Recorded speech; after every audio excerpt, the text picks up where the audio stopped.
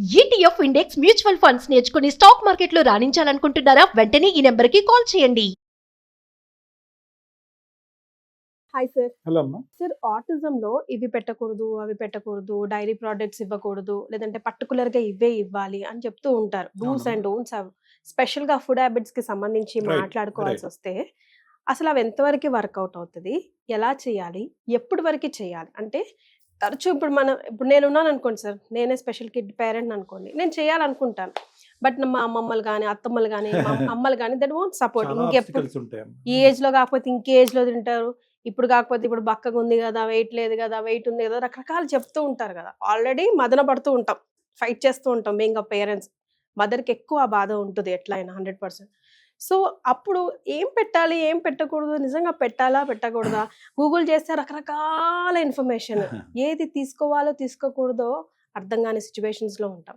So, మీరు చెప్పే సమాధానం. ఆటిజం అండ్ డైట్ అనేది ఎప్పుడు కూడా ఒక కన్ఫ్యూజన్, ఒక కాంట్రవర్సీ అనమ్మా. హ్మ్. ఎందుకంటే నిజంగా పచ్చం చేస్తే కనుక ఆ విధంగా ఏదైతే ఒక డాక్యుమెంట్, ఒక రీసెర్చ్ బేస్డ్ పచ్చం చేస్తే నిజంగా ఆటిజంలో బయటకు వస్తారంటే ఫస్ట్ ఆటిజంకి డైట్ చాలా ఇంపార్టెంట్.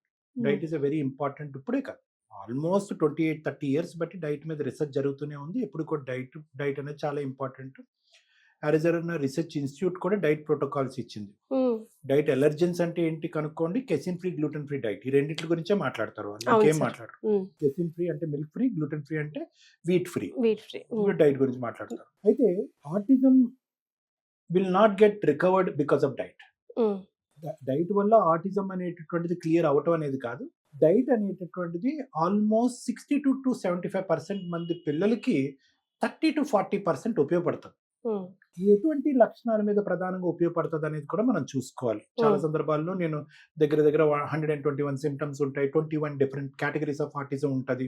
ఆ సిమ్టమ్స్ బట్టి ఆ కేటగిరీని డిఫైన్ చేసుకోండి. డిఫైన్ చేసుకుంటే కనుక అది కూడా ఒక సైకియాట్రిస్ట్, ఒక కాంప్రిహెన్సివ్, నేనైతే హ్మ్. ఆ కాంప్రిహెన్సివ్ అసెస్మెంట్ చేస్తాము, చేసి ఆ కేటగిరీలోకి డివైడ్ చేస్తాం. ఎప్పుడైతే ఈ 21 కేటగిరీస్లో category A, category B, category 7 3 21 అన్నమాట. ఒక్కొక్క దాంట్లో 7 కేటగిరీస్ ఉంటాయి. హ్మ్. సో ఏ కేటగిరీకి డైట్ రెస్పాండ్ అవుతుంది అనేది కూడా మనకు ఆ కాంపిటెన్సీ అసెస్మెంట్ వల్ల వస్తుంది. ఓహ్! వావ్! సో, సగం వర్క్ ఈజీ అయిపోతుంది. సగం వర్క్ ఇస్తుంది. ఇందాక నేను చెప్పాను కదా, కేటగిరీ ఏ అనేటటువంటి దాంట్లో చాలా ఈజీగా ఇంప్రూవ్ అవుతారు పిల్లలు. హ్మ్. కేటగిరీ బి మీడియోకర్గా 50-50. హ్మ్. కేటగిరీ సి పెద్ద ఇంప్రూవ్ అవ్వరు, ఛాన్స్ తక్కువ. హ్మ్. అది కూడా డెడ్ లైన్ బట్టి, ఏజ్ బట్టి. ఈ కేటగిరీ ఏ అండ్ బి డైట్కి చాలా బాగా రెస్పాండ్ అవుతారు. హ్మ్. అగ్రెసివ్ బిహేవియర్ అట్‌లీస్ట్ ఉండదేమో కదా sir? 5 symptoms that respond to diet అమ్మా. హ్మ్. ఒకటి మీరు అన్నట్టుగా అగ్రెసివ్ బిహేవియర్, ఇంపల్సివిటీ, హ్మ్. కొట్టుకోవటం, సెల్ఫ్ బీటింగ్ బిహేవియర్స్. హ్మ్. రెండోది హైపర్ యాక్టివిటీ, హ్మ్. రెస్ట్లెస్ మోటార్ హైపర్ యాక్టివిటీ, రిపీటెడ్గా jumping, hand flapping, going in circles, facing, point to point facing, ఇది రెడ్యూస్ అవుతుంది. మూడోది సెన్సరీ ఇష్యూస్, టాక్టైల్ ఇష్యూస్ అంటే స్కిన్ సెన్సరీ, కొన్ని ముట్టుకోవటం, కొన్ని తాకటం, తాకపోవటం, కొన్ని బట్టలు వేసుకోవటం, కొన్ని బట్టలు వేసుకోకపోవటం, ఇలాంటిది. హెడ్ సెన్సరీ, హెయిర్ దువ్వించటం, దువ్వించుకోకపోవటం, నూనె రాయిపించుకోవటం, రాయిపించుకోకపోవటం. ఆల్ ఫ్యాక్టరీ, కొన్ని భయంకరమైన తినలేనటువంటి కారంతో భయంకరంగా ఉండే పదార్థాలను ఈజీగా తినేయటం. హ్మ్. గస్టేటరీ సెన్సరీ అంటే టేస్ట్ సెన్సరీ. హ్మ్. ఓకేమా. ఆల్ ఫ్యాక్టరీ అంటే స్మెల్, కొన్ని వాసనలు చూస్తూ ఉంటారు, ప్రత్యేకంగా వాసన చూస్తూ హ్మ్. ఉంటారు. హ్మ్. గేజ్ సెన్సరీ అంటే ఐ కాంటాక్ట్, అంటే ఇలా చూస్తూ అలా సైడ్కి చూస్తూ ఉంటారు, యాంగులర్ గేజ్ కాంటాక్ట్ హ్మ్. అలాగా. తర్వాత ఆడిటరీ, కొన్ని శబ్దాలకి ఉలిక్కి పడుతూ ఉంటారు, హ్మ్. కుక్కర్ శబ్దం కానీ, వాషింగ్ మెషిన్ కానీ, ఇలాంటివి. హ్మ్. ఈ గస్టేటరీ సెన్సింగ్ లో టేస్ట్ ఒకటే కాకుండా చూయింగ్ ఒక ప్రాబ్లం ఉంటుంది. ఈ పిల్లలు సహజంగా చూ చేయడానికి ఇష్టపడరు. హ్మ్. ఈ కేటగిరీ, ఈ సెన్సరీ ఇష్యూస్ ఉండేటటువంటి పిల్లలకి థర్డ్ కేటగిరీ, వీళ్ళకి కూడా డైట్ కొంతవరకు ఉపయోగపడుతుంది, 30-40%. సరే.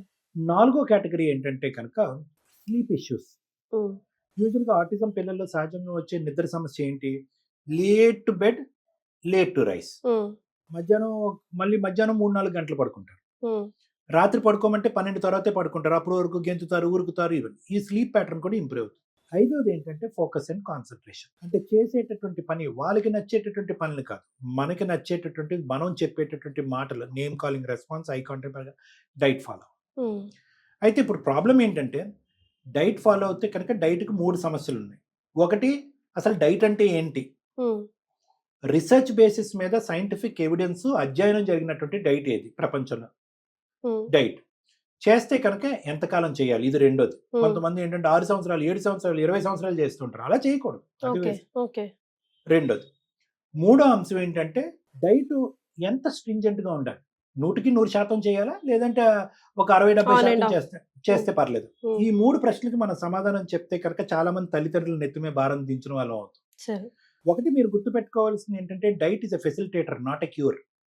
అది మీకు ఒక దారి చూపెడుతుంది, కానీ ఆటిజం నుంచి కంప్లీట్గా నిర్మూలించే డైట్ ఏదన్నా ఉంది అంటే కనుక ఆటిజం నుంచి నిర్మూలించడానికి ఆ డైట్ ఎవరన్నా చెప్తే కనుక అది నిజంగా చాలా గొప్పవాళ్ళు, అలా ఉండదు, కంప్లీట్ Only- ఫేక్ న్యూస్ అది. అది ఫేక్ న్యూస్. ఈ 5 symptoms ని తగ్గించడం గురించి డైట్ కొద్దిగా మీరు మన సంతృప్తి చెంది ఆ డైట్ ఫాలో అవటం వల్ల థెరపీస్కి ఫెసిలిటేషన్ అవుతుంది అనమాట. అంటే థెరపీస్ ట్రైనింగ్ పంపిస్తారు కదండి, అక్కడ ఫెసిలిటీ ఉంటుంది, సహకరిస్తారు పిల్లలు. సహకరిస్తారు. ఏ డైట్ మీద అధ్యయనం జరిగిందంటే 12 సంవత్సరాలు 13 సంవత్సరాల పాటు only casein free and gluten free diet మీదే జరిగింది. అంటే పాలు పదార్థాలు, గోధుమ మైదా పదార్థాలు, chapati, puri, bread, biscuit, cake, noodles అంటే processed food, soya, barley, sooji, Bombay rava, oats, జొన్న, ఇవి గ్లూటెన్కి సంబంధించిన. గ్లూటెన్ అనేటటువంటిది ఒక అమినో యాసిడ్, ఒక ప్రోటీన్, అది కంటెంట్ ఉండేటటువంటి ఇది, plus milk and milk products, పాలు, పెరుగు, మజ్జిగ, మిగడ, వెన్న, నెయ్యి తప్ప మిగతా పాలు పదార్థాలు అన్నీ కూడా. ఇది కెసినేటెడ్ ప్రోడక్ట్స్, ఇది గ్లూటెన్ ప్రోడక్ట్స్. ఈ కెసిన్ అండ్ గ్లూటెన్ అనేటటువంటివి డెవలపింగ్ బ్రెయిన్ మీద, ప్రత్యేకంగా అందరి పిల్లలు కాదు, కేవలం ఆటిజం సిండ్రోమ్ ఉన్న పిల్లలు, ఆటిజం రిస్క్ ఉన్నటువంటి పిల్లల యొక్క బ్రెయిన్ మీద, కొన్ని బ్రెయిన్ ఫ్రాంటల్ రిసెప్టర్స్ మీద ఒక 8 రిసెప్టర్స్ ఉంటాయి. ఇక్కడ ఆలోచించటం, ఊహించుకోవటం, స్పర్శ, మోటార్ యాక్టివిటీస్ ఉంటాయి అన్నమాట.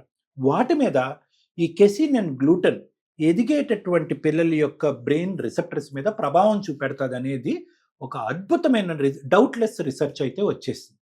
సో ఇదైతే మనం గుర్తుపెట్టుకోవాలి. మరి అదేంటండి, పాలు ఇంపార్టెంట్ కదండి, బోన్ స్ట్రెంత్కి పాలు ఇంపార్టెంట్ కదండి, లేదంటే బాడీ స్ట్రెంత్కి మిల్క్ ఇంపార్టెంట్, కాల్షియం డిప్లీషన్ అయిపోతుంది, మెగ్నీషియం డిప్లీషన్ అయిపోతుంది, విటమిన్ D3 డిప్లీషన్ అయిపోతుంది. మరి గోధుమ, మైదా ఇలాంటి నేను చెప్పినటువంటి ఇందాక గ్లూటెన్ కంటెంట్ ఫుడ్స్ ఇవ్వకపోతే క్యాలరీస్, ఫైబర్, ఇప్పుడు జొన్నలు చాలా ఇంపార్టెంట్ గా పెడతాం కదా. ఫైబర్ డిప్లీట్ అయిపోతుంది, లేదంటే vitamin B12, B6, B7 and pantothenic acid deplete అవుతుంది, ఇలాంటివి కొంతమంది అంటూ ఉంటారు. కాబట్టి సో డైట్ అనేటటువంటిది అంత స్ట్రైట్ ఫార్వర్డ్ ఇష్యూ కాదు. అందుగురించే మనం ఏమంటా ఉంటాం అంటే the maximum results of any diet are seen in 3 months. అంతకు మించి మీరు చేయవలసినటువంటి అవసరం లేదండి, మా అయితే 4 months. ఒక చైల్డ్ కంప్లీట్గా విటమిన్ 2 న్యూట్రియంట్స్ డిప్లీట్ అయ్యే పరిస్థితికి వచ్చేసి ఇక్కడ ఒక డిసడ్వాంటేజ్ కొనుక్కుని మీరు ఆటిజం పరంగా ఏదో పెద్ద అడ్వాంటేజ్ వచ్చేస్తుందని మీరు అనుకోకండి. Maximum is 3 months. ఎలా వచ్చారండి 90 రోజులు అనే ఎలా వచ్చారు? ఒక మిల్క్ ప్రోడక్ట్ ఆపిన తర్వాత మీకు అది పనిచేస్తుందా లేదా అనేటటువంటి తెలుసుకోవటానికి 28 days చాలండి. ఎందుకంటే మిల్క్ కెసిన్ అనేటటువంటిది బాడీలోంచి ఎక్స్క్రీట్ అవడానికి 28 రోజులు పడుతుంది. కాబట్టి అల్లరి చేయటం కానీ, సెన్సరీ ఇష్యూస్ కానీ, ఇందాక నేను చెప్పినటువంటి మోటార్ ఇష్యూస్ కానీ, ఐ కాంటాక్ట్ కానీ, అటెన్షన్ అండ్ కాన్సన్ట్రేషన్ కానీ, హైపర్ యాక్టివిటీ కానీ, మిల్క్ ప్రోడక్ట్ ఆపినటువంటి 28 రోజులు, నెల రోజుల్లో ఇంప్రూవ్మెంట్ వస్తే మీరు మిల్క్ అనేటటువంటిది ఇంకొక 2 నెలలు ఆపండి. అలా కాకుండానే ఏదో వస్తుంది అని చెప్పి అలా ఆపటం అనేది వేస్ట్. నెంబర్ 1. గ్లూటెన్ అనేటటువంటిది, గోధుమ మైదా ఎంతకాలం ఆపితే కనుక మనకు ఒక ఇంప్రూవ్మెంట్ వస్తుందంటే బాడీలో కిడ్నీలోంచి కంప్లీట్గా బ్లడ్ స్ట్రీమ్లోంచి కంప్లీట్గా గోధుమ, మైదా, సోయా, బార్లీ, సూజీ, ఓట్స్, జొన్న, నేను చెప్పినటువంటి గ్లూటెన్ కంటెంట్ ప్రోడక్ట్స్ ఆపటం ద్వారా అది కంప్లీట్గా బ్లడ్లోంచి ప్రతి మైన్యూటెస్ట్ ఆఫ్ ది బయటకు వెళ్ళాలంటే 90 రోజులు పడుతుంది. సో గ్లూటెన్ టెస్టింగ్ మీ పిల్లలకు ఉపయోగపడుతుందా లేదా, గోధుమ మైదా ఆపటం వల్ల పిల్లలకు ఉపయోగపడుతుందా అనే టెస్ట్ పీరియడ్ 3 నెలలు, మిల్క్ ప్రోడక్ట్స్ అనేటటువంటిది ఆపటం వల్ల ఉపయోగకరంగా ఉందా లేదా అనేటటువంటి టెస్ట్ పీరియడ్ 28 రోజులు, 30 రోజులు అంతే. ఒకప్పుడు ఉపయోగపడుతుంది, పర్లేదు, డాక్టర్ గారు చెప్పారు ఈ 5 ఉపయోగపడుతుంది, ఇంకొంతకాలం ప్రొసీడ్ అవుదాం అంటే కనుక మహా అయితే ఇంకో 2-3 నెలలు ప్రొసీడ్ అవ్వండి. దానికి పైపెచ్చు మీకేం అడ్వాంటేజ్ ఉండదు. అంటే 6 నెలలు ఆపేయమంటున్నారు కదా డాక్టర్ గారు, మరి కాల్షియం 6 నెలలు అంటే నో. అందు గురించి ఏంటంటే ఏ డైట్ అయినా కూడా ఒక స్పెషలిస్ట్ యొక్క సూపర్విజన్లో జరగాలి. కొద్ది కాల్షియం సప్లిమెంట్స్ తీసుకోవాలి, విటమిన్ D సప్లిమెంట్స్ తీసుకోవాలి. ఓన్లీ దీనికి రీప్లేస్ చేయడం గురించే కాదు, ఏవైతే మనం న్యూట్రియంట్స్, మినరల్స్ మనం ఇస్తున్నామో అది డైట్లో ఇవ్వకపోవటం వల్ల ఏర్పడేటటువంటి లోపం గురించే కాకుండా బ్రెయిన్ డెవలప్మెంట్కి కూడా ఉపయోగపడుతుంది. అలాగే B12, B6, ఫైబర్, ఇవన్నీ కూడా మనం రీప్లేస్మెంట్ డైట్ అంటూ ఉంటాం. సో ఏంటి, ఎలా అంటామండి దీన్ని? 3 R's అంటారు. రిమూవల్ అంటే ఈ ఫుడ్ పదార్థాలను రిమూవ్ చేయటానికి, రిప్లెనిష్ అంటే ఏవైతే న్యూట్రియంట్స్ ఇవి ఆపటం వల్ల న్యూట్రియంట్స్ పోతున్నాయో అవి రిప్లేస్ చేయటం, రిప్లెనిష్. థర్డ్ది ఏంటి? Recovery. Removal, replenish and recovery. ఈ 3 Rలు బట్టే ఆ సైంటిఫిక్ బేస్ అనేది వర్కౌట్ అవుతుంది. ఈ రికవరీ ఫేస్ ఎంతండి? మా అయితే 3 నుంచి 5 నెలలు, జీవితకాలం అక్కర్లేదండి, అది పిచ్చితనం, అది తీసేసేయండి. అలా కాదు ఇది. సో ఒకటి ఏం ఆపాలి అనేది మనకు అర్థమైంది, Sure. ఎంతకాలం ఆపాలి అనేది కూడా అర్థమైంది మేడం. Hmm. మధ్యలో మీరు ఇందాక అన్నట్టుగా అమ్మమ్మలు తాతయ్యలు అరే అదేంట్రా అంటే కనుక ఏం పర్వాలేదు, బ్రీచెస్ ఆర్ కామన్, అంటే మధ్యలో కామన్, కానీ మళ్ళీ నెక్స్ట్ డే నుంచి మీరు అది మొదలు పెట్టండి. డైట్ ఆపినటువంటి ఎంతకాలం తర్వాత మీకు ఇంప్రూవ్మెంట్ కనిపిస్తుంది అంటే minimum 2 to 3 weeks or 4 weeks time పడుతుందండి ఇంప్రూవ్మెంట్ రావడానికి, ప్రోగ్రెసివ్ ఇంప్రూవ్మెంట్. అది అలా పెరుగుతూ ఉంటుంది ఆ గ్రాఫ్. ఈ సెన్సరీ ఇష్యూస్ అన్ని పెరుగుతూ ఉంటాయి అబ్సల్యూట్ డైట్ చేస్తే. ఈ వరల్డ్ హెల్త్ ఆర్గనైజేషన్ ఇదేం చెప్పిందంటే అబ్సల్యూట్ డైట్ 100% చేయండి. మీరు చేస్తే 100% చేయడానికి ట్రై చేయండి, మధ్యలో బ్రేక్స్ వస్తే మళ్ళీ మొదలు పెట్టుకోండి, మళ్ళీ చేయండి, అది ప్రాబ్లం లేదు అని చెప్పి ఎల్లకాలం చేయొద్దని కూడా మనకు చెప్పి. ఏ ఆర్టికల్స్ పడితే ఆర్టికల్స్, సైంటిఫిక్ బేస్ లేనటువంటి ఆర్టికల్స్ చదవకండి. Arizona research institute database for autistic children అనే టెక్సస్ యూనివర్సిటీ ప్రోటోకాల్ ఒక్కటే ఫాలో అవ్వండి. అది మీరు గూగుల్లో కొడితే మీకు దొరుకుతుంది. వాళ్ళు కొన్ని వెబ్సైట్స్ ఇస్తారు, అందులో ఒక పెద్ద గొప్ప సైంటిస్ట్ పేరు క్యాథీ ఎల్రిక్. ఆవిడ గొప్ప సైంటిస్ట్, ఆటిజం రీసెర్చ్ మీదే ప్రత్యేకంగా డైట్ మీదే అధ్యయనం చేసినటువంటి ఒక మహా గొప్ప వ్యక్తి. నాకు పర్సనల్గా కూడా నేను కలిశాను, మాట్లాడాను. ఆవిడ కొన్ని పుస్తకాలు రాస్తే నేను కొన్ని బుక్స్ రాశాను. సో డైట్ మీదే వాళ్ళు ఏంటంటే కొన్ని వెబ్సైట్స్ ఇస్తారు, నేను ఇందాక చెప్పినటువంటి దాంట్లో కొన్ని వెబ్సైట్స్ ఇస్తారు. అది టిక్ అని మీరు నొక్కితే ఏది పెట్టచ్చు, ఏది పెట్టకూడదు, ఎందుకు పెట్టచ్చు, ఎందుకు పెట్టకూడదు అని చక్కగా ఎంతవరకు బాయిల్ చేయాలి, ఎంత పర్సెంటేజ్ సాఫ్ట్నెస్ ఉండాలి, మార్నింగ్ ఎప్పుడు పెట్టాలి, మధ్యాహ్నం ఎప్పుడు పెట్టాలి, నైట్ పెట్టాలి అని చెప్పి మన కల్చర్కి, మన సాంప్రదాయానికి తగ్గట్టుగా కూడా అందులో వస్తాయి. సో కాబట్టి ఏదో ఇది బాగుంది అది బాగుంది అని చెప్పి యాడ్స్తో వచ్చేటటువంటి అనవసరమైన గూగుల్ సెర్చ్ కొట్టేసుకుని అవి ఇవి నమ్మేసి అనవసరంగా పిల్లల మీద ఎక్స్పెరిమెంట్ చేయకండి, అపోహలకు లోనవ్వకండి. ఇది చాలా ఇంపార్టెంట్. తర్వాత అబ్సల్యూట్గా ఖచ్చితంగా ఆపేవి ఇవైతే కనుక కొన్ని తగ్గిస్తే భవిష్యత్తుకి బిడ్డకి మంచిది అనే సబ్జెక్ట్స్ కూడా ఉన్నాయి. అందులో ముఖ్యంగా 100 సార్లు మీరు నా దగ్గరికి వచ్చిన 100కి 100 సార్లు నేను ఇదే చెప్తాను, ప్రాసెస్డ్ షుగర్స్ ఆపండి. తీపి చాలా డేంజర్ అండి.